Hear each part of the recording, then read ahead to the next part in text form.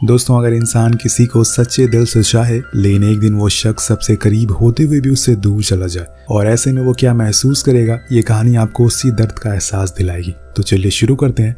Hassle नाम की लड़की जो आपकी और हमारी तरह ही है, उसके बहुत से बड़े बड़े सपने हैं, लेकिन इन सभी सपनों के बीच उसकी हमेशा से एक बीमारी आ जाती है। और असल में हैज़ल को बचपन से ही लंग कैंसर है, जिस वजह से वो जहाँ पर भी जाती है अपने साथ एक बैग लेकर जाती है जिसमें उसका ऑक्सीजन सिलेंडर रहता है, क्योंकि उसे हमेशा किसी भी एक्टिविटी के दौरान ज्यादा मात्रा में ऑक्सीजन की जरूरत रहती है और ऐसे में उसे ये बैग हमेशा कैरी करना पड़ता है। पर यहाँ हैज़ल पिछले काफी दिनों से काफी उदास रहने लग गई है, जिसे देखकर उसकी मॉम समझती वो डिप्रेस तो नहीं हो गई है या फिर खुद को ऐसी हालत में देखकर थक गई है। लेकिन हैज़ल के अंदर ऐसा कुछ नहीं था। वो एक बहादुर लड़की थी। उसके डॉक्टर उसकी मॉम को एक क्लास के बारे में बताती हैं जहाँ पर ऐसे बहुत से बच्चे आते हैं जिन्हें कुछ ना कुछ बीमारियां हैं। वो आपस में बैठकर एक दूसरे से बातें करते हैं जिनसे उन्हें अच्छा फील होता है। अगर वहाँ हैज़ल जाएगी तो उसे अच्छा लगेगा। उसकी मॉम को ये आइडिया अच्छा लगता है, पर हैज़ल बिल्कुल ठीक थी, इसलिए वो मना कर देती है। पर अपनी माँ के कहने पर वो क्लास ज्वाइन कर लेती है। अब वहाँ बहुत से लोग थे, जिसमें एक अगस्ता नाम का लड़का भी होता है जो लगातार हैज़ल को देखे ही जा रहा था। सभी लोग एक एक करके अपनी बीमारी के बारे में बताते हैं। यहाँ पर अगस्ता का दोस्त भी होता है जो बताता है कि उसे आई कैंसर है, जिसके बाद हैज़ल कहती है कि उसे लंग कैंसर है, जिसकी वजह से वो अपने साथ हर जगह पर ऑक्सीजन बैग लेकर चलती है ताकि उसे कोई दिक्कत ना आए। और इसके बाद बारी आती है हमारे हीरो अगस्ता की, जो बताता है कि उसके लेग पे इन्फेक्शन हो गया और इस वजह से उसे स्किन कैंसर हो गया। यही वजह है कि उसकी एक टांग आर्टिफिशियल है। अब क्लास खत्म होने के बाद सभी बच्चे बाहर आ जाते हैं, लेकिन यहाँ अगस्ता और हैज़ल दोनों एक साथ खड़े रहते हैं। वो यहाँ पर भी उसे देखता ही रहता है और जब हैज़ल इसकी वजह पूछती है तो वो कहता है कि मुझे खूबसूरत चीज़ों को देखना पसंद है। बस फिर क्या दोनों की बातें शुरू हो जाती है। दोनों एक दूसरे के बारे में बताते हैं। यहाँ पर अगस्ता अपने पॉकेट से सिगरेट निकाल कर मुँह में लगा लेता है, जो हैज़ल को बिल्कुल पसंद नहीं आता, इसलिए वो उसे ये पीने से मना करती है। तो वो कहता है कि जब इसको जलाओ तब ये नुकसान करती है, बिना जलाए ये काम स्टिक की तरह है। अब कुछ देर बाद हैज़ल के मॉम उसे लेने के लिए आती हैं, पर वो उनके साथ जाने से मना कर देती है क्योंकि उसका अगस्ता के साथ मूवी का प्लान बन चुका था। अब वो दोनों कार से घर की ओर जाने लगते हैं, पर यहाँ अगस्ता की ड्राइविंग देखकर हैज़ल थोड़ा डर जाती है। वो उसे इतना हंसाता है कि उसे पता ही नहीं चलता कि कब रास्ता खत्म हो गया। खैर, अब यहाँ पर हैज़ल अगस्ता के घर जाती है। वहाँ वो दोनों काफी चिल करते हैं। जाते टाइम दोनों एक दूसरे को एक नॉवल देते हैं एज ए प्रेजेंट के तौर पर। जो बुक हैज़ल के पास होती है वो कैंसर पेशेंट एना फ्रैंक के ऊपर लिखी थी, जिसके बारे में आप सभी को मालूम होगा। हैज़ल उस बुक को पढ़ना शुरू करती है, लेकिन जैसे जैसे उसके पन्ने पलटते जा रहे थे, अगस्ता के लिए उसके दिल में कुछ चीज़ें उजागर होना शुरू हो रही थी। वो उसके फ़ोन कॉल का वेट करने लग गई थी और जब ये चीज़ उसकी मॉम नोटिस करती हैं तो वो उनसे झूठ बोलती है कि ऐसा कुछ भी नहीं है, वो बस मेरा एक दोस्त है। लेकिन हैज़ल को पता था कि वो झूठ बोल रही है। खैर, अब एक हफ्ते के बाद दोनों की बुक खत्म हो जाती है, लेकिन जो बुक अगस्ता के पास होती है उसमें एना फ्रैंक के मरने के बाद सब कुछ अधूरा ही रह जाता है। अगर साफ शब्दों में कहा जाए तो लोगों को पता ही नहीं चलता कि एना के मरने के बाद उसके चाहने वालों का क्या हुआ, और इस बात से अगस्ता काफी गुस्सा भी होता है। उसे इस बुक की एंडिंग पसंद नहीं आती, इसलिए वो एक हफ्ते के बाद हैज़ल को मैसेज करता है, जिसका वो काफी जल्दी रिप्लाई भी करती है और वो उसे अपने घर आने को कहता है। तो वो अगले ही दिन उसके घर पहुंच जाती है, जहां पर वो उसे बताता है कि तुम्हारी दी हुई बुक तो अधूरी है। लेकिन हैज़ल बोलती है कि यह अधूरी नहीं है बल्कि पूरी है, क्योंकि जिंदगी का यही रिवाज है, इंसान हमेशा अपने चाहने वालों को आधे रास्ते में ही छोड़कर चले जाते हैं। लेकिन अगस्ता को जानना था कि एना के चाहने वालों के साथ क्या हुआ उसके जाने के बाद। तभी हैज़ल आइजक को देखती है, जिसका अभी अभी ब्रेकअप हुआ है और वो काफी रो रहा था। तब यहाँ अगस्ता उसको एक रॉड देता और कहता है कि तुम अपना जितना भी गुस्सा है इस रॉड पर उतार दो और फिर मुझे वापस कर देना। वो ऐसा ही करता और कुछ देर बाद वो ठीक हो जाता। तब अगस्ता कहता है कि इंसान का गुस्सा उसके दिमाग पर कभी चढ़ता ही नहीं है, वो बस हमारे हाथ पैर तक ही सीमित रहता है और इसी की वजह से वो बहुत जल्दी शांत हो जाता है। तो आपको क्या लगता है कि इस बात में कितनी सच्चाई है? कमेंट में जरूर बताइएगा। अब यहाँ पर दोनों एक दूसरे के काफी करीब आ जाते हैं, क्योंकि दोनों एक जैसे ही थे और अब हैज़ल को अगस्ता का साथ बहुत पसंद आने लगता है, इसलिए वो उसे और बात करना चाहती है। ये उसकी जिंदगी के कुछ अच्छे कीमती समय में से एक था। एक दिन अगस्ता उसे कॉल करके बताता है कि उसने उस बुक यानी कि एना फ्रैंक की बुक के ऑथर पीटर वैन के असिस्टेंट के मेल को ढूंढ लिया है और उनसे इस बेकार एंडिंग के बारे में सवाल भी किया। जब इस बारे में हैज़ल को पता चलता है तो वो खुशी के मारे चिल्लाना शुरू कर देती है, क्योंकि वो कई सालों से इस सवाल के जवाब को ढूंढ रही थी, लेकिन उसे समझ नहीं आ रहा था कि असल में इस ऑथर से बात कैसे करी जाए। यहाँ उसे ये भी बताती है कि वो इस समय पर एम्स्टरडैम में रहता है, क्योंकि उस समय जब ये बुक काफ़ी पॉपुलर हो गई थी तो उसके बाद बहुत से लोगों ने उससे सवाल किया लेकिन उन्होंने किसी को इस बारे में नहीं बताया और फिर एक दिन चुपचाप जाकर एम्स्टर्डम में शिफ्ट हो गए। पर अब उस बात को ज़माना बीत गया है। यहाँ अगस्ता उसे ऑथर का मेल सेंड कर देता है ताकि वो उसे खुद बात कर सके। वैसा ही करती है और उससे जितने भी सवाल होते हैं वो सब पूछ डालती है और लकीली अगले दिन उनका रिप्लाई भी आता है जिसमें लिखा था कि वो उसके सारे सवालों के जवाब देने को तैयार है, लेकिन यहाँ पब्लिकली नहीं। उन्हें उसके लिए एम्स्टर्डम आना होगा। और जब वो ये बात अपनी मॉम को बताती है तो वो खुशी के मारे झूम उठती है। पर असल में वो कुछ देर के बाद उसे बताती हैं कि वो इस ट्रिप का खर्चा नहीं उठा सकती क्योंकि पहले से ही उसकी बीमारी पर बहुत खर्चा हो गया है। ये सुनते ही हैज़ल बहुत उदास हो जाती है और चुपचाप जाकर अपने रूम में बैठ जाती है। अब जब इस बारे में अगस्ता को पता चलता है तो वो उससे कहता है कि क्यों ना तुम उस ग्रुप में मिलने वाली एक विश को पूरा कर लो, लेकिन वो कहती है कि मैंने उससे पहले ही पूरा कर लिया है, डिज्नी वर्ल्ड जाकर। दरअसल दोस्तों, ये लोग जहाँ पर क्लास लेते हैं वहाँ पर हर इंसान एक बार अपनी कोई विश पूरी कर सकता है और उसका सारा खर्चा एनजीओ वाले उठाएंगे। लेकिन हैज़ल ने यह विश पहले ही मांग ली थी और अब उसके हाथ में कुछ नहीं है। लेकिन यहाँ एक चीज़ अच्छी होती है, अब ये दोनों भी एक दूसरे के करीब आने लगते हैं। हैज़ल अगस्ता को प्यार करने लगी थी क्योंकि वो उसे समझता था।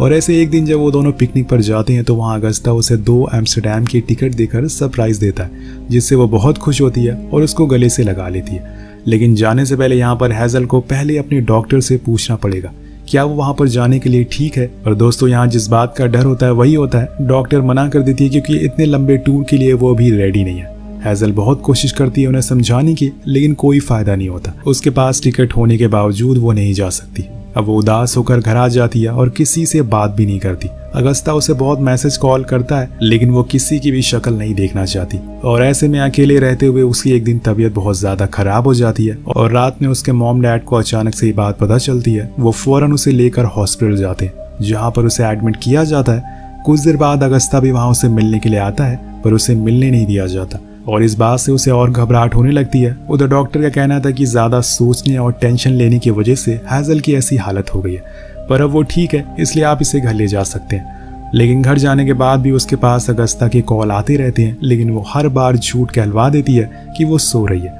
लेकिन ये इंसान की फितरत है, वो जिससे सच्चे दिल से प्यार करता है वो उसे भले ही बात ना करे, लेकिन उसके दिमाग में उसी का ख्याल हमेशा घूमता रहता है। यहाँ हैज़ल का अकेलापन उसे कमजोर बना रहा था, इसलिए एक दिन वो अपनी जिद के आगे झुक जाती है और वो उसे धीमी आवाज में पूछता है घबराते हुए कि तुम ठीक हो तो।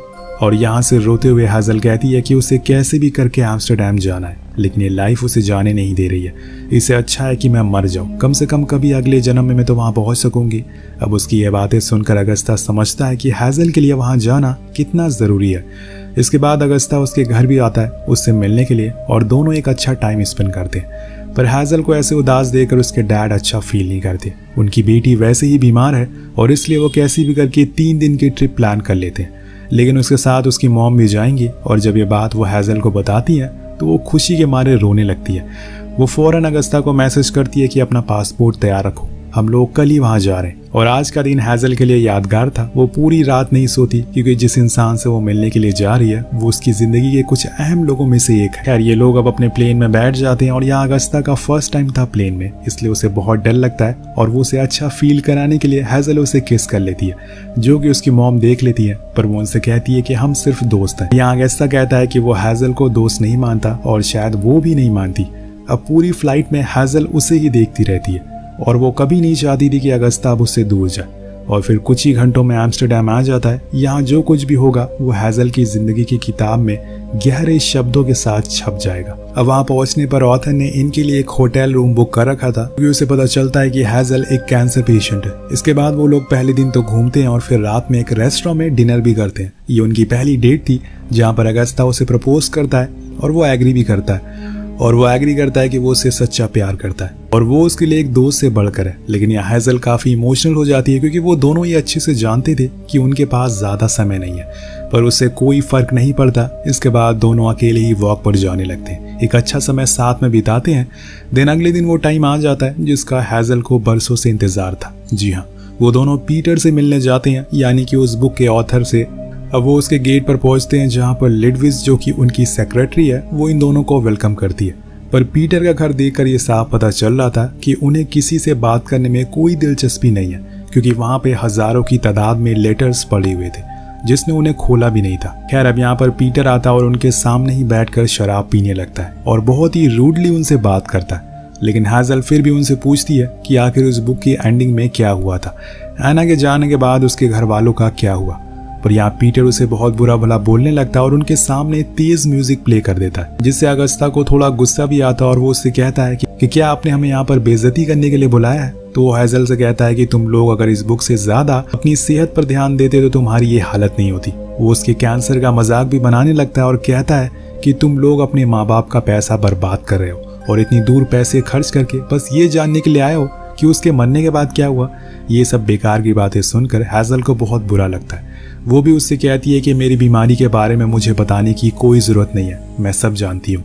और वो इतनी दूर से अपने सवाल का जवाब लेने के लिए आई थी, उसका भाषण सुनने के लिए नहीं।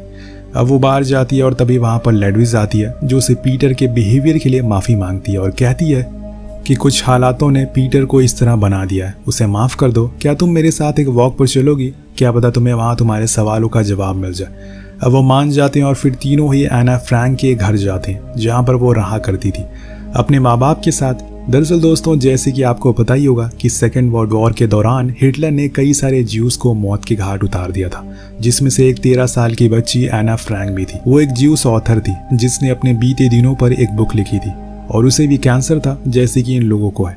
और जब उसकी किताब लोगों ने पढ़ी तो अपने आंसू को रोक नहीं पाए। आप सभी को उसकी किताब भी ज़रूर पढ़नी चाहिए। वेल, कहानी पर आते हैं। अब वो घर काफ़ी बड़ा होता है जिस वजह से उसमें काफ़ी सीढ़ियाँ होती है, इसलिए हैजल ज़्यादा चीज़ों को देख नहीं पाती क्योंकि उसकी तबीयत खराब हो रही थी। आखिर में वो एक रूम में जाती है जहाँ पर एना के पूरे परिवार की फ़ोटोज़ लगी हुई थी। वहाँ हैजल को एना फ्रैंक के बुक में लिखी एक लाइन याद आती है जो उसके सवाल का जवाब था, और वो शब्द कुछ इस तरह थे कि आपको अपने आसपास की खूबसूरती को महसूस करना होगा, चाहे वो कोई बेजुबान की ही क्यों ना हो। हर पल में अपनी खुशी को ढूंढो और हमेशा खुश रहो। कुछ चीज़ें हमारे बस में नहीं होती, इसलिए उसे स्वीकार कर लेना चाहिए। इसके बाद वो अगस्ता को किस कर लेती और वहाँ खड़े सभी लोग उसके लिए तालियां बजाते। अब आज दोस्तों इनका शहर में आखिरी दिन है। यहाँ पर तो ये घूम रहे होते हैं कि तभी अगस्ता उसे बताता है कि उसे जो स्किन कैंसर था वो पूरी बॉडी में फैल गया है। अब वो लास्ट स्टेज पर आ गया है और ये बताते ही उसकी आंखों में आंसू आ जाते हैं। हम पहली बार अगस्ता को रोते हुए देखते हैं। वो हमेशा दूसरों को खुश रखने की कोशिश करता है, लेकिन आज वो खुद दुखी है। हैजल को जब ये बात पता चलती है तो उसका दिल पूरी तरह से टूट जाता है। बरसों बाद किसी से वो इतने करीब आई थी और अब वो शख्स भी उससे दूर जाने वाला है, और उससे पहले वो कैसे उस मंजर को अपनी आंखों से देख पाएगी। अगले दिन दोनों घर लौट आते हैं और आते ही अगस्ता की तबीयत बिगड़ जाती है और फौरन वो लोग उसे हॉस्पिटल लेकर जाते हैं, जहाँ पर उन्हें पता चलता है कि अब उसके पास बहुत ही कम समय बचा हुआ है और वो किसी भी समय यहाँ से जा सकता है। जैसे जैसे समय बीतता है अगस्ता और कमज़ोर होता चला जाता है। वो अब खुद के पैरों पर खड़ा भी नहीं हो सकता, लेकिन हैजल उसका सहारा बनती है और उसे खुश रखती है। पर जब किसी इंसान को पता चल जाए कि वो कुछ ही दिनों में मरने वाला है तो वो आखिर कैसे खुश रह सकता है। और एक दिन अगस्ता अपने लिए एक फ्यूनरल प्लान करता है ताकि वो कम से कम वो सुन सके जो उसके मरने के बाद लोग कहने वाले हैं उसके लिए। अब यहाँ पर हम आइजक को भी देखते हैं जिसकी आंखें पूरी तरह से जा चुकी है, लेकिन वो अगस्ता से कहता है कि भले ही मैंने अपनी आंखें खो दी, लेकिन हमेशा मैंने अगस्ता के जरिए पूरी दुनिया को देखा है और हर वो चीज़ को महसूस किया है। अगर मेरे पास किसी भी एक चीज़ को दोबारा से रिस्टार्ट करने का ऑप्शन होता तो मैं उस दिन को फिर से जीना चाहूँगा जब हमारी पहली बार मुलाकात हुई थी और हम लोग दोस्त बने थे।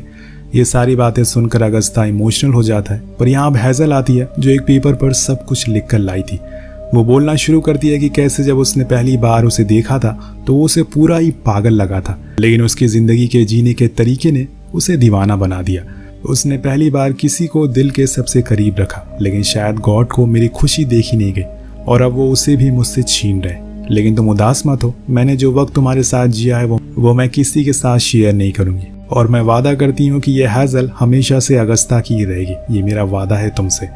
दोनों की आंखें नम थी और वो रोने लगते हैं। अब घर आने पर हैजल को एहसास होता है भले ही वो अगस्ता के सामने स्ट्रांग बनने की कोशिश कर रही हो, लेकिन अब वो अंदर से पूरी तरह से टूट चुकी है और ये सोचकर वो पूरी रात रोती रहती है। उसकी आवाज़ सुनकर उसकी मॉम उसके पास आती है और गले से लगा लेती है। और फिर एक दिन हमें पता चलता है अगस्ता इस दुनिया को छोड़कर जा चुका है। एक ऐसा लड़का जिसके लिए ये दुनिया एक वीडियो गेम जैसी थी, लेकिन शायद किसी ने सही कहा है कि कभी किसी को मुकम्मल जहान नहीं मिलता, किसी को ज़मीन मिलती है तो किसी को आसमान मिलता है। अगस्ता के पास सब कुछ था, लेकिन उन चीज़ों को जीने के लिए, उसे एंजॉय करने के लिए उसकी ज़िंदगी कम पड़ गई थी। यहाँ हम उस फ्यूनरल में पीटर को भी देखते हैं और उसे देखकर हैजल को यकीन नहीं होता कि वो यहाँ क्यों आया है।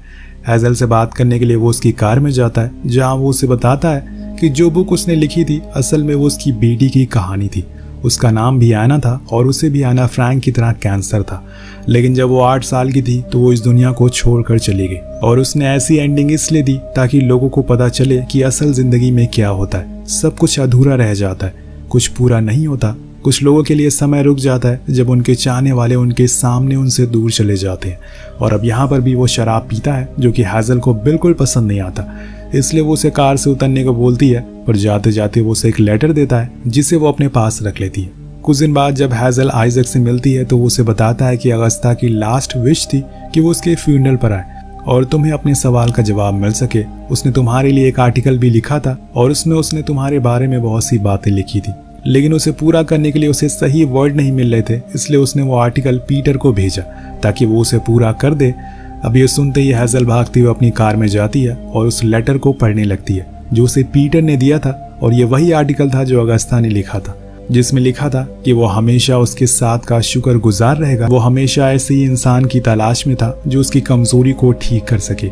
आखिर में वो लिखता है, सभी को इस दुनिया से जाना है, पर कुछ लोग इसका अफसोस पूरी जिंदगी भर करते रहते हैं, लेकिन तुम ऐसा मत करना, तुम खुश रहना, तुम्हें अपने हर मोमेंट हर एक पल को जीना है। ये सारी बातें पढ़ते हुए वो एक बार फिर से इमोशनल हो जाती है और आखिर में हम देखते हैं कि रात में एक खुले मैदान में वो लेटी है और आसमान की ओर देखते हुए अगस्ता को ओके कहती है, क्योंकि वो उसकी कही हुई सारी बातों को मानेगी। और इसी के साथ ये कहानी यही खत्म हो जाती है। वेल दोस्तों, हर कहानी की हैप्पी एंडिंग नहीं होती, कुछ कहानी सच्चाई पर बेस्ड होती है और ये कहानी भी हमें आज की सच्चाई, आज की दुनिया की सच्चाई दिखाती है। वेल अगर कोई अपने चाहने वालों को खोता है तो उन्हें कैसा लगता है, नीचे कमेंट करके हमें ज़रूर बताएगा कि आपको ये कहानी कैसी लगी। मिलते हैं अगली वीडियो में। Peace out.